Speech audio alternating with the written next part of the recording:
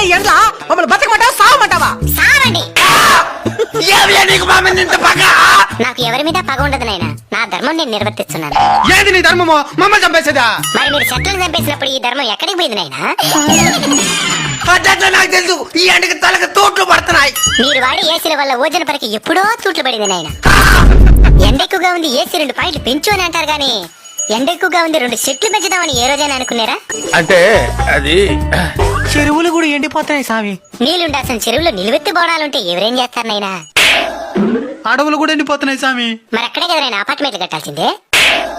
స్వామి ఈ ఎండ డంచి బయటపడేదానికి ఏదైనా మార్గం చెప్పు స్వామి. వృక్షో రక్షిత రక్షిత. చెట్లను మీరు కాపాడితే అవి మిమ్మల్ని కాపాడతాయి. తప్పకుండా నాటి కాపాడుతాం స్వామి. స్వామి ఇంక మిఠాని ఈ ఎండలు తగ్గినా? In front there is crocodile festival. అంటే ముందుంది ముసళ్ళ పండగ అని.